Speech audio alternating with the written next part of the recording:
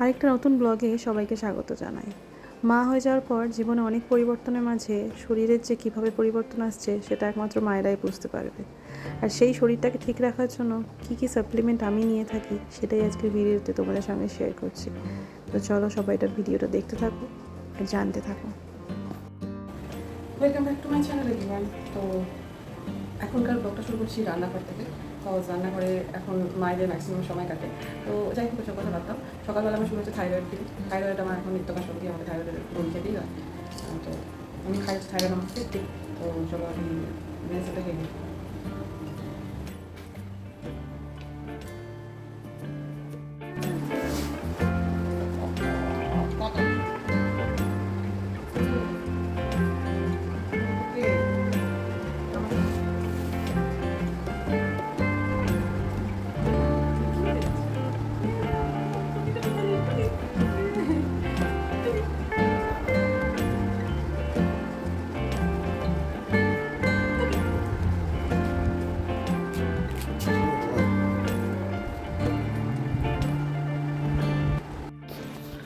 তো তোমাদেরকে দেখাই টিফিনে আমি আজকে কী খেলাম।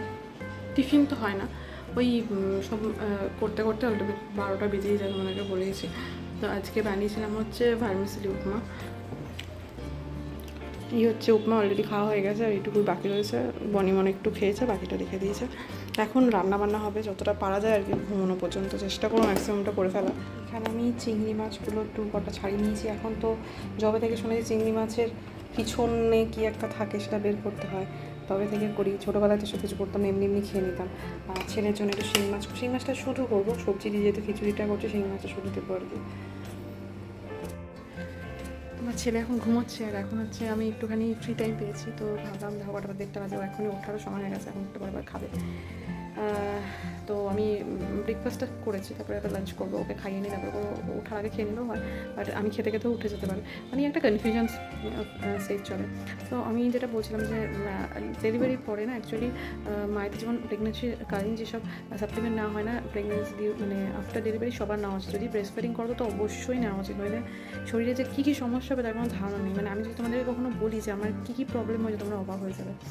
তো আপাতত একটা অন্যরকম, মানে আপাতত যে সমস্যাগুলো আছে সেগুলোর জন্য only I need some supplement. মানে ডাক্তারের কাছে গেলে ডাক্তার বলো ভিটামিন খাও, এসব আয়রন, ভিটামিন, ক্যালসিয়াম যা যা হয় শরীরে সেসব ইনটেক করো। তো সেই জন্য আমি আবার একটু একটু করে শুরু করেছি। নানা রকমের সমস্যা, মানে কোনো মাথা মুন্ডু নেই, তোমরা জানো না কী সমস্যা হচ্ছে। ইদানিং তো আমি হাত দিয়ে, মানে ছেলের যেহেতু সব জিনিসপত্র ধুতে হয়, বোতল থেকে শুরু করে ধরো সব রকমের স্টেরিলাইজ করা, তারপর বাসন কাসন, এগুলো তো আমি কাউকে ধুতে দিই না। তো এইগুলো ধুতে গেলে আমার হাতটা পর্যন্ত জ্বালা করছে, হাতটা মধ্যে কেটে কেটে যাচ্ছে এক এক জায়গায়। মানে স্কিনটা এতটা ড্রাই হয়ে গেছে, এত পাতলা হয়ে গেছে। এটার জন্য কি সমস্যা হয় না, আমি তো ভিটামিন সিও খাচ্ছি। তো এখন দুপুরবেলা আমি খাওয়ার পর এখন আয়রন ক্যাপসুল খাই, যেটা মাঝে একদম বন্ধ করে দিয়েছিলাম। তো চলো আপাতত আমি ছেলেকে ওঠাই, মানে ওঠাই বলতে উঠবেই, তারপরে খাওয়া দাওয়া করে তারপরে তোমাদের সাথে দেখা হচ্ছে আমি আর কী খাওয়া দাওয়া করছি এরপরে, মানে কী সাপ্লিমেন্ট নিচ্ছি। এখন বাজে হচ্ছে 4টে।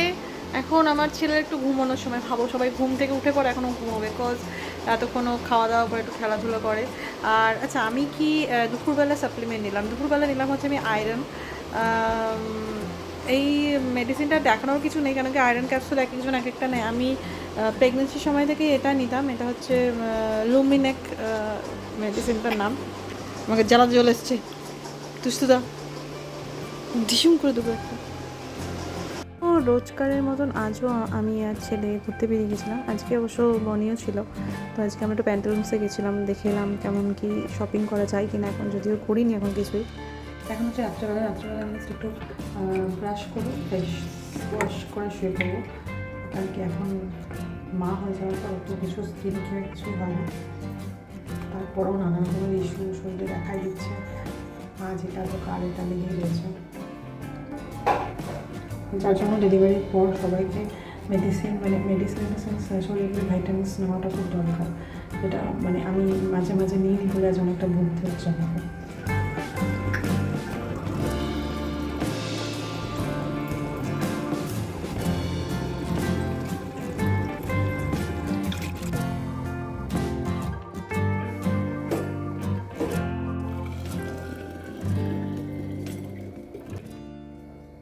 বুঝতেই পারছো মায়েদের তো সারাদিন ডিউটি, সেখানে নাইট ডিউটিও লাগবে। নাইট ডিউটিতে এই জলটা আমার কাজে লাগবে, তো এখন এটা জলটা ফুটিয়ে নিলাম।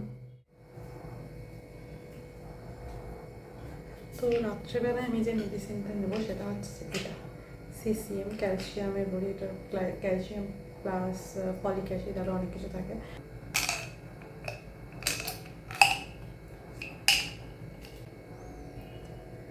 মেডিসিনটা একটু বড় খেতে আমার অনেকটা সময় লাগে।